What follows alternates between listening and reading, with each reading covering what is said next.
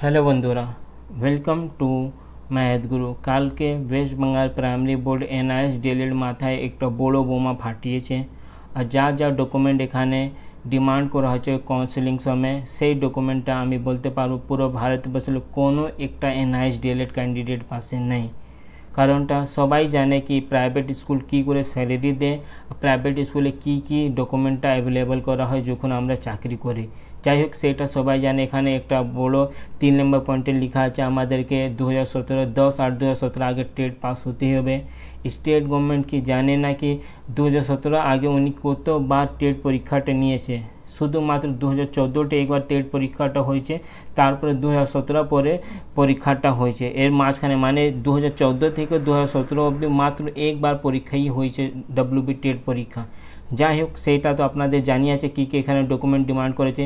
এর মানে সলিউশনটা কি, সেইটা নিয়ে আমি এই ভিডিওটা আপনাদের সাথে আলোচনা করব। আমাদের কাছে অ্যাট প্রেজেন্ট 3টে অপশান আছে। এই 3টো অপশান মধ্যে আমাদেরকে স্টেপ বাই স্টেপ একটা অপশানটা আমরা ইউজ করব। আর লাস্টে যদি নাও এই অপশানটা ইউজ করলে আমাদের প্রবলেমটা না সলভ হলে তাহলে সুপ্রিম কোর্টে আমাদেরকে যেতে হবে।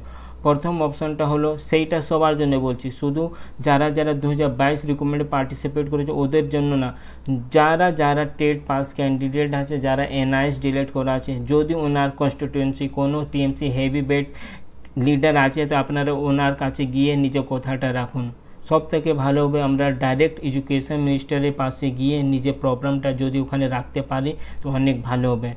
বিহারে সেরকম প্রবলেমটা হয়েছিল, কিন্তু ওখানে ব্যাংক স্টেটমেন্টটা একটা ডিমান্ড করা হয়েছিল, কিন্তু বিহারে এনআইএস ডিএলএড ক্যান্ডিডেটরা সেখানে ডাইরেক্ট এডুকেশন মিনিস্টার সাথে দেখা করে এসে তারপরে এই প্রবলেমটা ব্যাংক স্টেটমেন্ট নিয়ে যা প্রবলেমটা হয়েছিল সেই প্রবলেমটা ওখানে সলভ হয়ে গেছে। আর কালকেও অলরেডি ওদের কাউন্সিলিংটাও হয়ে গেছে আর প্রভিশনাল অ্যাপয়েন্টমেন্ট লেটারটাও কালকে সাথে দেওয়া হয়ে গেছে ওদের। তো আগে আমাদের প্রথম যা স্টেপটা হবে সেইটা হবে টিএমসি কোনো হেভি ওয়েট লিডার যদি আমাদের কনস্টিটিউয়েন্সিতে থাকলে আমরা চেষ্টা করব ওর সাথে দেখা করে নিজের প্রবলেমটাকে কী করে সলভ হবে ওনার সামনে একটু আলোচনা করব। যদি এডুকেশন মিনিস্টার থাকলেও অনেক ভালো হবে। কোনো মানে এমনি আমি বলবো না ওখানে গিয়ে আমাদেরকে আন্দোলন করতে হবে, হ্যান ত্যান করতে হবে, কিছু না, পরিষ্কার মানে একটা সিস্টেমেটিক ওয়েতে আমরা ওনার কাছে গিয়ে নিজের কথাটা রাখবো। কালকে সানডে আর আজকে স্যাটারডে, 2 দিন এমনি কোর্টটা বন্ধ আছে, কোর্ট নিয়ে আমরা কোনো স্টেপটা নিতে পারবো না। তাই জন্য আমি বলছি আমাদের হাতে যা অপশান আছে কোর্ট ছাড়া সেই অপশানগুলো আমাদেরকে ইউজ করতে হবে।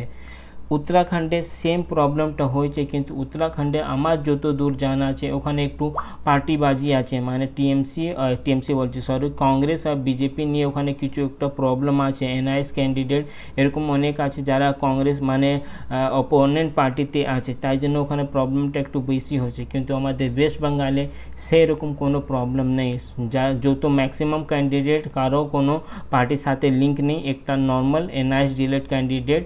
তাহলে আমি আশা করছি যখন আমরা এই নিজে প্রবলেমটাকে মিনিস্টার সামনে রাখবো তো আশা করছি প্রবলেমটা সলভ করাতে পারবো আমি নিজেই পার্সোনালিভাবে চেষ্টা করছি। যদি কারণ মানে মিনিস্টার সাথে আমি অ্যাপয়েন্টমেন্ট পেয়ে গেলে আমি নিজেই যাব, এই প্রবলেমটাকে কী করে সলভ করাতে হবে সেইটা আমি চেষ্টা করবো।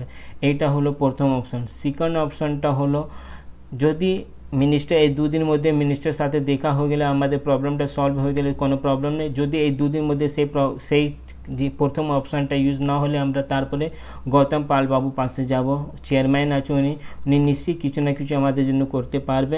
যা আমাদের প্রবলেম আছে ডাইরেক্টলি ওনাকে আমরা জানাবো। নিশ্চয়ই এই যখন নোটিফিকেশানটা এসেছে উনি সব জানে কী ডকুমেন্টটা ডিমান্ড করা হয়েছে, কিন্তু আমরা একবার চেষ্টা করে ওনার সাথে নিজের কথাটা রাখবার, অন্য স্টেটে যা ডকুমেন্টটা রিকোয়ারমেন্ট ছিল কাউন্সিলিং সময় সেই নোটিশটাকে ওনার সামনে একটু দেখিয়ে দেবো। যেরকম আমাদের পাঞ্জাবে যখন কাউন্সিলিং হয়েছিল শুধুমাত্র ওখানে একটা এক্সপিরিয়েন্স সার্টিফিকেট না হলে জয়েনিং লেটার দিয়ে ওরা পুরো ডকুমেন্ট ভেরিফিকেশানটা করে দিয়েছে। আর পাঞ্জাবে অলরেডি ওরা জয়েনিং করে কাজটাও করছে, মানে অ্যাজ আ টিচার ওখানে ওয়ার্কটাও করছে।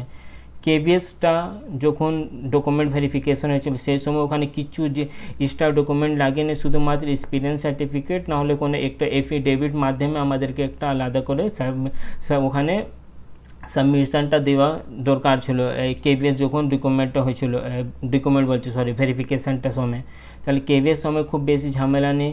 তারপরে এই বিহারে আপনাদের কারেন্ট যা একদম রিসেন্টলি যা আমরা দেখতে পেরেছি সেখানে অলরেডি এক্সপিরিয়েন্স সার্টিফিকেট দিয়ে ওরা পুরো কাউন্সেলিংটা করিয়ে নিয়েছে। তাহলে আমাদের এই পুরো বিষয়টাকে চেয়ারম্যান সামনে রাখতে হবে ফেস টু ফেস। যদি এখান থেকে আমরা প্রবলেমটা সলভ না হয় তারপরে থার্ড অপশনটা হবে সুপ্রিম কোর্ট। কারণ আপনাদের জানি আছে, আমরা 100% শিওর আছি কি এই কেসটা আবার সুপ্রিম কোর্ট গেলে আমরা জিতে যাব। কারণ জাস্টিস গাভেই স্যার পরিষ্কারভাবে লাস্ট এনআইএস ডিএলএডে যখন হেয়ারিংটা হয়েছিল সেখানে উনি পরিষ্কারভাবে জানিয়েছিল কি এনআইএস ডিএলএডদের এনআইএস থেকে যারা যারা ডিএলএড করেছে সেটা স্টেট গভর্নমেন্ট নিচেই এনআইএসকে রিকমেন্ড করেছিল কি এই candidate as a teacher private স্কুলে কাজ করছে, এদেরকে ডিএলএডটা করিয়ে দিতে হবে। তারপরে এনআইএস আমাদেরকে ভেরিফাই করে আমাদের অ্যাডমিশনটা কনফার্ম হয়েছে, সেটা আমি অনেকবার আপনাদেরকে জানিয়েছি। তো যখন এই পুরো মামলাটা সুপ্রিম কোর্টে যাবে আমি আশা করছি এনআইএস ডিএলএড জিতে যাবে, খুব বেশি প্যানিক হওয়া দরকার নেই। কিন্তু আমার যা মন বলছে কি সুপ্রিম কোর্টে আমাদেরকে আবার যেতে হবে না, ওর আগে যদি আমরা মিনিস্টার লেভেলে এই প্রবলেমটাকে সলভ করাতে পারি তো অনেক ভালো হবে। আমি আবার রিপিট করছি আপনাদেরকে কাজটা কি, যদি আপনাদের কনস্টিটিউশনের কোনো টিএমসি হেভি ওয়েট লিডারটা থাকলে আপনারা ওনার কাছে যান, নিজে প্রবলেমটাকে ওনার সামনে রাখুন, আর কি প্রবলেম আছে অন্য স্টেটে কী করে এই প্রবলেমটাকে সলভ করেছে সব কিছু ভালো করে ওনাদেরকে জানান। 2024-এ ইলেকশন আছে, তো আশা করছি আপনাদের কথাটাকে নিশ্চয় শুনে সলভটা করবে। কারণ গভর্নমেন্ট এমনি টিচার নিয়ে অনেক চাপে আছে, একটা আলাদা করে যদি এরকম প্রবলেমটা ক্রিয়েট হয়ে গেলে আবার গভর্নমেন্ট আবারও চাপে চলে যাবে, তাই গভর্নমেন্ট কোনো দিন করবে না। আপনাদেরও জানা আছে আমাদেরও জানা আছে কি এই যা বোর্ড নোটিশটা দিয়েছে কাদের চাপে এইরকম নোটিশটা দিয়ে দিয়েছে। এর আগে আমি নিজেই ইউটিউব চ্যানেলের মাধ্যমে আপনাদেরকে জানিয়েছিলাম কি রেগুলার ডিএলএডরা ওখানে গিয়ে অনেক নানা রকম ডকুমেন্টটা বলেছিল কি যখন এনআইএস ডিএলএডদের কাউন্সেলিং হবে, ডকুমেন্ট ভেরিফিকেশন হবে, কি ডকুমেন্টটা ওখানে ভেরিফাই করতে হবে সেটা একটা আলাদা করে ওরা লেটারটা ওখানে দিয়ে এসেছিলো, সেই লেটারটা আমি আপনাদেরকে দেখিয়েছিলাম।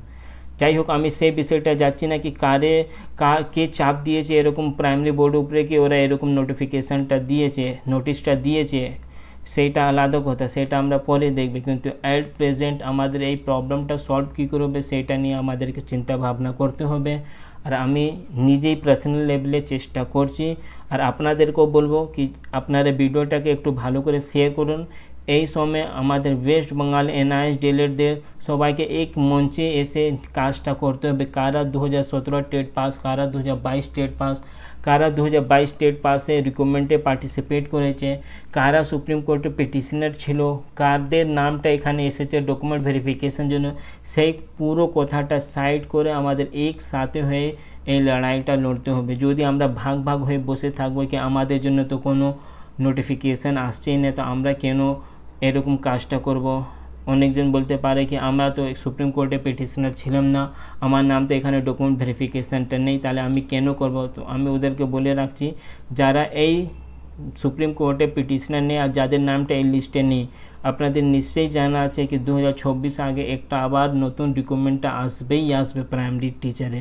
তো সেই রিক্রুটমেন্টটা আপনারা 100% বুঝতেই পারবে, তাই জন্য আপনাদেরকে একটু খাটতে হবে। আর এক মঞ্চে হয়ে সমস্ত এনআইএস ডিএলএড অভ্যর্থীকে আমি রিকোয়েস্ট করব কি আপনাদের যা ডিভিশন আছে কি এরা 2017 পাস, এরা 2022 পাস, এরা 2022-এ ইন্টারভিউতে পার্টিসিপেট করেছে, এরা পিটিশনার আছে, এরা পিটিশনার নেই, সেই সব কথাটা ভুলে এই কাজটা আমাদেরকে করাতে হবে। অনেকরা ভাববে কি এই ডিগ্রিটাকে ছেড়ে আমি নতুন করে ডিএলএড করে নেব। তো আপনাদের জানা আছে এক বছর থেকে মানে আমি ম্যাক্সিমাম বলতে পারি 7 से 8 মাস মধ্যে ম্যাক্সিমাম আমি বলছি, এমনি যা শোনা যাচ্ছে 2-3 মাস মধ্যেই প্রাইমারি রিক্রুটমেন্টটা চলে আসবে ইন্টারভিউর জন্য।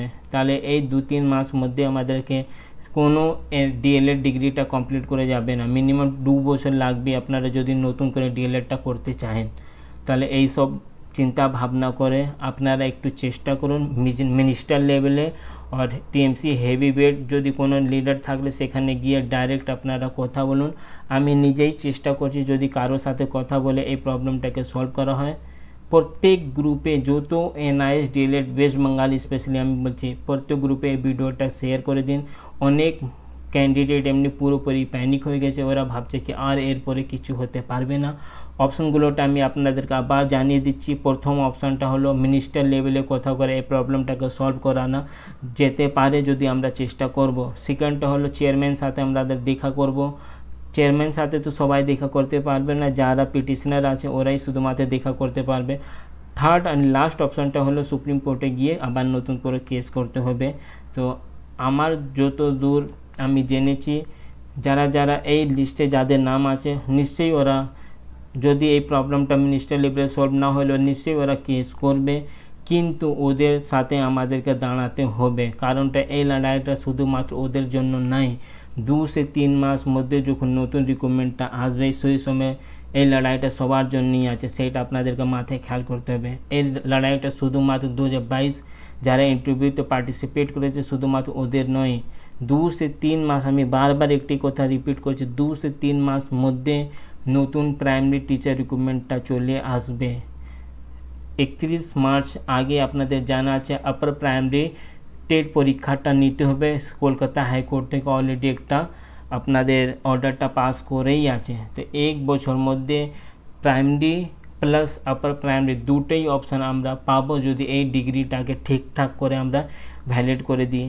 অনেকবার আমি আপনাদেরকে 2-3টা ডকুমেন্ট দেখিয়েছি, সেখানে পরিষ্কারভাবে লেখা আছে কি অলরেডি আমাদের ডকুমেন্টটা ভেরিফাই হয়ে গেছে, সেটা স্টেট গভর্নমেন্ট অলরেডি আমাদেরকে ভেরিফাই করেছে। দরকার হলে ওই ডকুমেন্টটাকে আবার আমি শেয়ার করে দেব। যারা আমার রেগুলার ভিউয়ার ওরা জানে আমি 2 থেকে 3 বার সেই ডকুমেন্টটা নিয়ে ভিডিও বানিয়েছি, যেখানে পরিষ্কারভাবে লেখা আছে কি স্টেট গভর্নমেন্ট আমাদেরকে অলরেডি ভেরিফাই করে দিয়েছে। তারপরে যে স্কুলে আমরা চাকরি করতাম প্রাইভেট স্কুলে, সেইখান থেকে প্রিন্সিপাল আমাদের ভেরিফাই করেছে, তারপরে আমাদের অ্যাডমিশনটা কনফার্ম হয়েছে। 2-3 দিন আগেই সেই লিঙ্কটা আমি আপনাদের সাথে শেয়ার করেছিলাম, যেখানে কোন ওয়েবসাইটে গিয়ে আমরা চেক করতে পারবো কি আমাদের অ্যাডমিশনটা যখন আমরা 2017 সালে ফর্ম ফিল আপটা করিয়েছিলাম সেই সময় কনফার্ম হয়েছে কি হয়েছে না, সেটা অলরেডি কোন কোন প্রসেসে সে গিয়েছিল সেটা সব কিছু আপনাদের জানা আছে। তাহলে চিন্তা ভাবনা খুব বেশি না করে ঠান্ডা মাথায় আমাদেরকে কাজটা করতে হবে। আর কাজটা অলরেডি আমি আশা করছি যারা পিটিশনার আছে এই যাদের লিস্টে নাম আছে ওরা অলরেডি কাজটা চালু করিয়ে দিয়েছে, কিন্তু আপনাদেরকে একটু চেষ্টা করতে হবে যত তাড়াতাড়ি হোক মিনিস্টার লেভেলে আপনারা কথা বলুন। আর আমার এই ইউটিউব চ্যানেল যার নাম আছে ম্যাথ গুরু 694 তাই নামে একটা টেলিগ্রাম চ্যানেলটা আছে, সেখানে আপনারা জয়েন হয়ে যান। আমার কাছে যদি কিছু ইনফরমেশনটা থাকলে আমি সেখানে শেয়ার করে দেবো, যদি আপনার কাছে কোনো ইনফরমেশনটা থাকলে আপনারা সেখানে শেয়ার করতে পারেন। তারপরে দেখা যাক, 2 দিন তো এমনি কোর্টটা বন্ধ আছে, 2 দিন মধ্যে মিনিস্টার লেভেলে কথা করে যদি প্রবলেমটা সলভ হয়ে গেলে অনেক ভালো। কিন্তু আমি বারবার বলে দিচ্ছি এই লড়াইটা সবার ইন্ডিভিজুয়াল আছে, কেউ কারোর উপরে বিশ্বাস করে বসে থাকবে না কি আমি যদি না করলে অন্য কেউ করে দেবে। কারণ আপনাদের কনস্টিটিউশনে কোনো হেভি ওয়েট লিডারটা থাকলে অনেক ভালো, আপনারা ডাইরেক্ট ওখানে গিয়ে কথা বলতে পারবেন। কিন্তু অন্য কনস্টিটিউয়েন্সি থেকে অন্য কনস্টিটিউয়েন্সি গিয়ে কথা বলা একটু ডিফিকাল্ট, কিন্তু আপনাদের নিজের কনস্টিটিউয়েন্সিতে কোনো হেভি ওয়েট এমএলএ থাকলে অনেক ভালো হবে, এমএলএ না হলে এমপি, সেখানে গিয়ে আপনারা কথা বলুন। নতুন আপডেট যখন আসবে, না হলে কেস রিলেটেড, না হলে এই নোটিস রিলেটেড কিছু নতুন আপডেট আসলে আমি আপনাদেরকে জানিয়ে দেবো। চ্যানেল নতুন থাকলে চ্যানেলকে সাবস্ক্রাইব করুন। Thank you.